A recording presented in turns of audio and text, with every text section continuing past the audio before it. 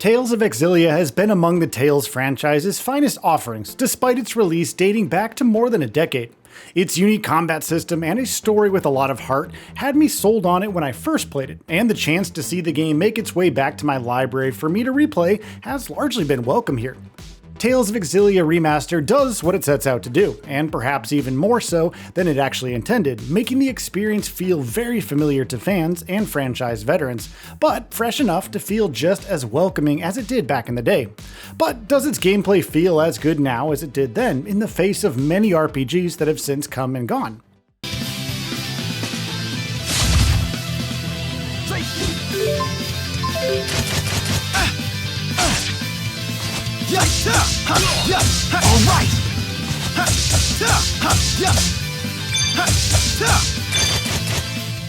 You get to decide that for yourself quite quickly, and after an opening anime cutscene that really sets the stage for your adventure.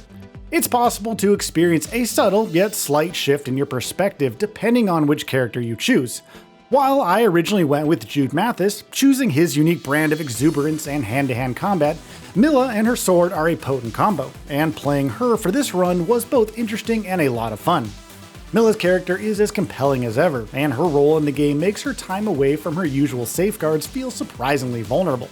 She relies on Jude and the rest of your companions just as much as she did on her spirits, and her sometimes cold demeanor hides a sort of melancholic longing for her powers that she builds up in the game's smaller moments. Now's a good time to talk about the Grade Shop. This store is available to you right off the bat when you start your adventure this time around, and offers a bunch of perks that drastically alter how easily upgrades are accessed for your characters, and the overall difficulty of the game. Playing with all of them active makes the game an absolute breeze, but does take out the fun of using the linked combat system that the game gradually introduces to you, with helpful tutorials popping up for each new mechanic that adds a layer to each battle. Things get quite interesting when you unlock companions and have them join you, and if you love switching between your characters for some awesome linked arts, you're going to feel right at home with this one. Now, if this is your first time with a combat system like this one, you might find a learning curve involved, but it's nothing a little practice can't fix. Fortunately, there's a lot of opportunity out in the game's world for that, and you soon unlock different abilities and nifty skills for your characters, while also unlocking new abilities via the development of individual characters' lyrium orbs.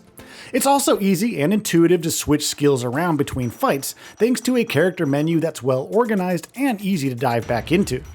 That extends to the vendor system and the need to contribute to their growth via monetary or material deposits, which gives you the feel of a world you're actually investing into and being rewarded for your efforts.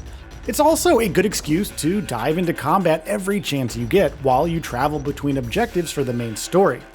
While the map's updated visuals are a welcome sight here, making details look a lot snappier this time around thanks to the remaster, the maps themselves continue to be quite bland as you travel between regions.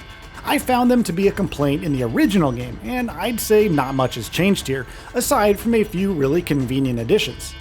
A new marker pointing you in the direction of your next story objective, alongside treasure chests currently unopened being added to the minimap, make engaging with all of its systems much better this time around.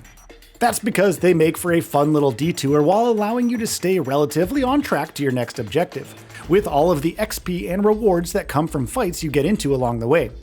It's two simple additions working together to make the entire experience better, and it really stood out to me as I went along with Jude and Milla in their adventure. I'd say they were better additions than the Grade Shop, which could have been earned as it was in the original game. It's good that you can deactivate its buffs at any time though. Which brings me to the star of the show here, the combat system. And while I'm happy to say that it's fun, I can't help but feel it could have been better somehow. The controls do take some getting used to, and firing off attacks and arts feels smooth, as does the ability to free run and create distance before launching counterattacks. There's enemy variety and some memorable bosses, along with convenient toggles for dashing and encounters. These work very well to let you take things at your own pace in the remaster, and make the experience feel more intuitive to navigate on your own terms. That adds to the original game's charm, lending a touch of player agency to an adventure that supports it via the narrative. But once you fall into a rhythm, the game's combat quickly becomes repetitive despite new companions joining the fray.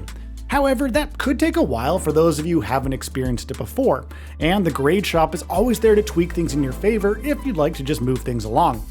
The game runs ever so smoothly on the base PS5, and that does a lot for its combat system.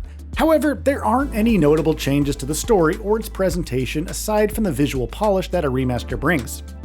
For Tales of Xillia, that makes its anime cutscenes look even better, while the game's character models do display their PS3 roots. That's something I'd say adds to the nostalgic factor, but an argument could be made for a remake considering how popular this one is, and the fan demand that nudged the remaster along. There's also a welcome improvement to loading times, with nary a moment passing between maps or combat encounters when you enter or exit them. Once again, that sounds like a minor change on paper, but makes a world of difference to the original experience.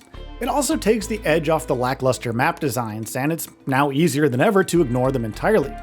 Your companions are a fun bunch for the most part, and the game's AI does well to encourage you to use linked arts more often in combat, and makes combat quite simple and fun, just like it was in the original.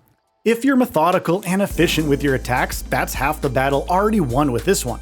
If you're a fan of the original Tales of Xillia, the chance to play that adventure any way you'd like from the get-go is excellent. If you're a newcomer playing this classic to relive the original adventure, that's an option too.